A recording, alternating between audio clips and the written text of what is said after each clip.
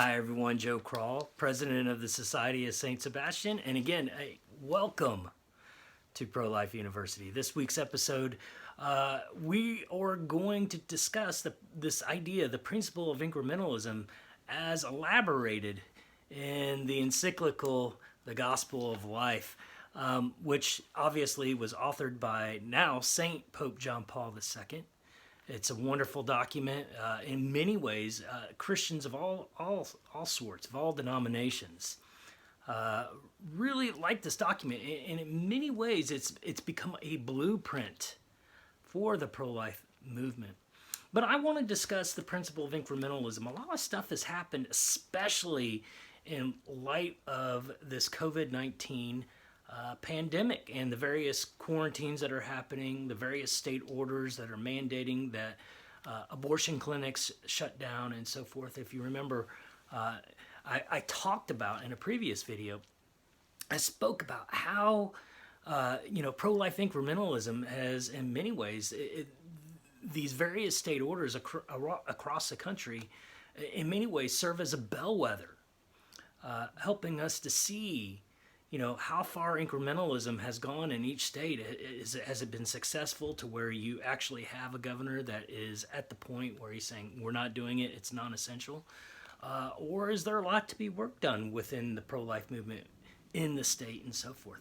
And I certainly have gotten questions. There's all sorts of questions when we get into this particular subject. And one of the things I definitely want to do today is actually read from the document itself. Now, let me be very clear here. I am certainly not the only Catholic ethicist that espouses the principle of incrementalism. I'm certainly not the only Catholic ethicist that talks about incrementalism as shown by St. John Paul II. I'm well within the mainstream here when I discuss this. We've had Father Tad from the National Catholic Bioethics Center. He's written, I remember seeing an article a few years back of him talking about incrementalism and so forth. In fact, the U.S. Catholic bishops have embraced incrementalism as well. In fact, their document, which they just released in February, Faithful Citizenship, the 2020 version of it, in section number 32, explicitly talks about incrementalism and why sometimes we've got to go through incremental legislation and to get where we need to, and explicitly references Evangelium Vitae. So let me go in. I'm going to dive in. Let me get to the point. And specifically, what we're looking at is number 73, section number 73 of the document Evangelium Vitae, otherwise known as the Gospel of Life. And towards it, you get to the last paragraph of it. This is where he gets into the principle of incrementalism specifically. Let me just go ahead and read again from the Gospel of Life. A particular problem of conscience can arise in cases where a legislative vote would be decisive for the passage of a more restrictive law aimed at limiting the number of authorized persons in place of a more permissive law already passed or ready to be voted on. Such cases are not infrequent. It is a fact that while in some parts of the world there continue to be campaigns to introduce laws favoring abortion, often supported by powerful international organizations and other nations, particularly those which have already experienced the bitter fruits of such permissive legislation. There are growing signs of a rethinking in this matter. In a case like the one just mentioned, when it is not possible to overturn or completely abrogate a pro-abortion law, an elected official whose absolute personal opposition to procured abortion was well known could licitly support proposals aimed at limiting the harm done by such a law and at lessening its negative consequences at the level of general opinion and public morality. This does not, in fact, represent an illicit cooperation with an unjust law, but rather a legitimate and proper attempt to limit its evil aspects. Now, there's a lot of things to unpack in this particular paragraph. And first thing that we have to know is that St. John Paul II was a Catholic philosopher by training in many respects. I mean, this was a man who was deeply involved in ethics and certainly deeply involved in the fall of communism. This was a man, while he was bishop in Poland, understood how you might have to pass incremental measures to get to the final goal, right? Because he certainly had to work with authorities, communist authorities in Poland at that point in time. And so this is a man that literally put his ethics to practice and really kind of understood the complications that legislators do have to face when it comes to this particular issue. Do you let the evil continue?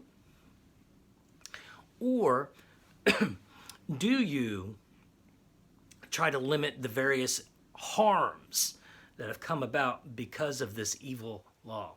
Now, again, there's a lot of things to unpack here. I think one of the first things that we need to unpack is this idea, is the legislator cooperating with evil? And explicitly, John Paul II says no.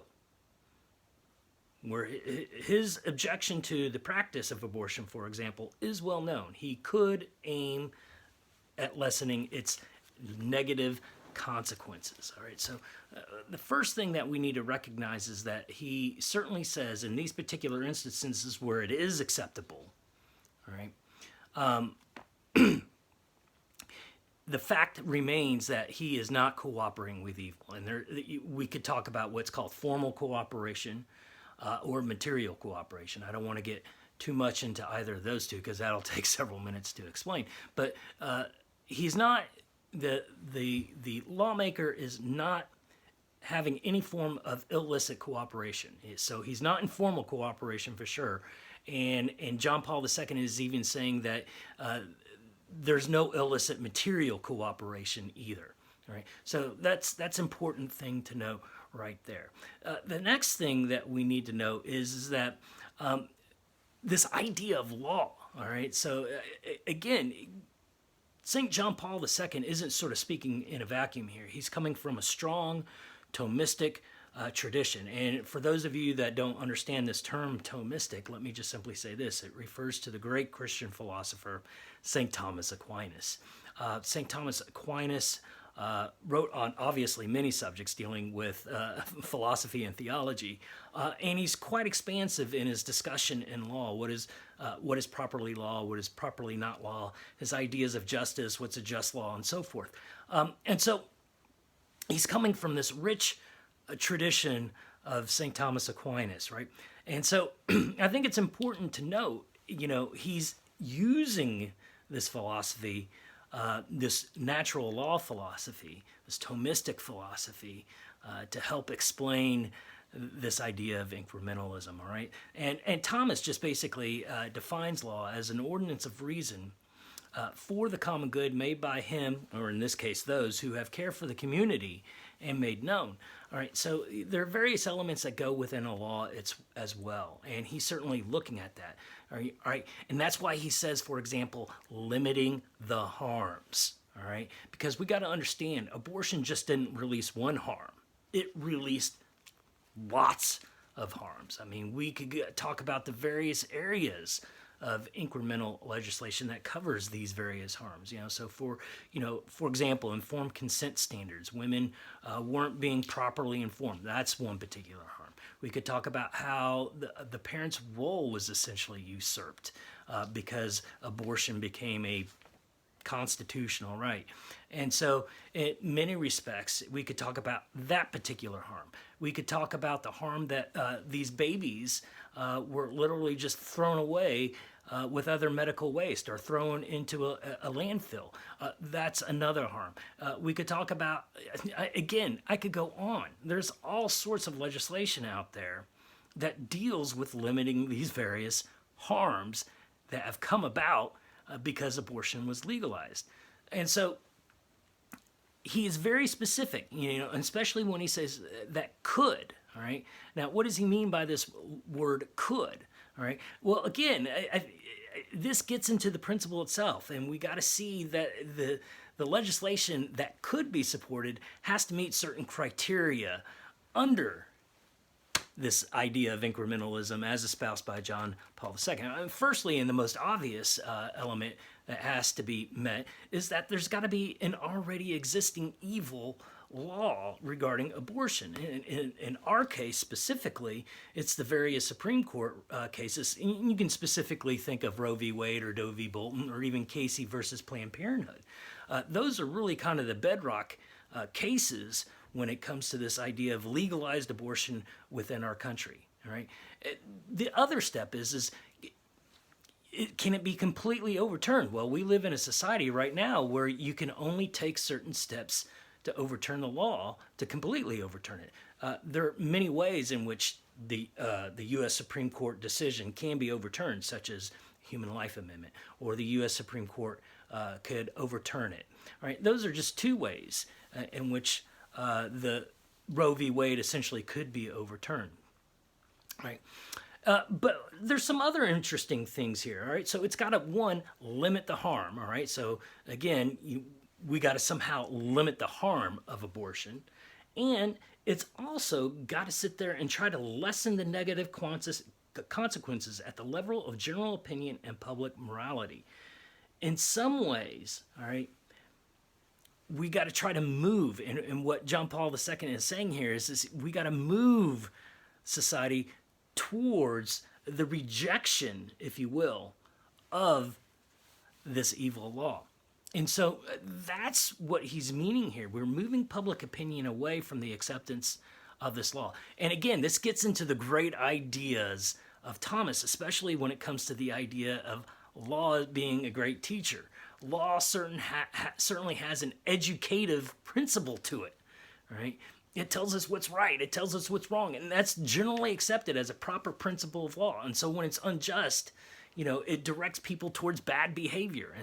And so the idea is that you're now redirecting that and showing that, look, abortion is not a good. Abortion doesn't make one virtuous. Right? Abortion destroys human dignity. It destroys a human life. It destroys the family. It goes on. It's a horrible, horrible thing.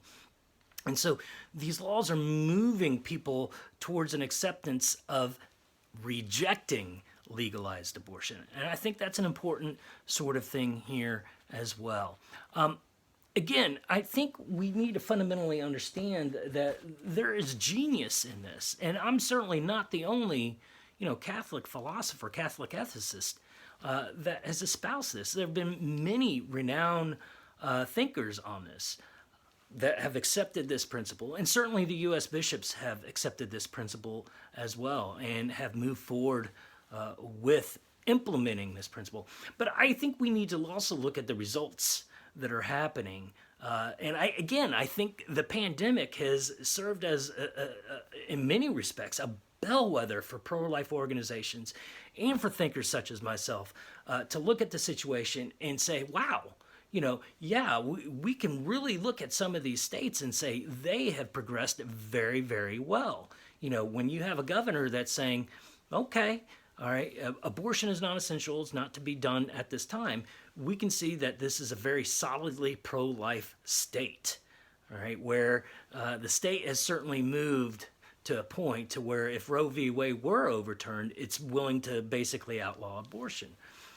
Then you have other states where, you might have legislators that want abortion overturned, but you may have a governor. Kansas is a good example of this. Kansas was allowing abortions to take place. And eventually the legislature overturned the governor's decision on that particular order. So, there's some work to be done in that particular state. And then you can obviously look at other states such as California or New York where they're allowing abortions to take place and the legislature isn't doing much to stop it at all, if anything. And so, again, I think those states show the kind of work that needs to be done as well when it comes to pro-life legislation. So in many respects, we can see the value of pro-life legislative initiatives in various states that have been strong in passing pro-life legislation. Again, I think it's important to note here, when we do this, we do see a reduction in abortion. And just a shout out to my colleague, Dr. Michael New, who serves on the editorial board for the Society of St. Sebastian. He's done numerous articles showing how effective pro-life legislation is. He's even recently done articles on the Hyde Amendment showing how many lives are saved each year because of the National Hyde Amendment and so forth.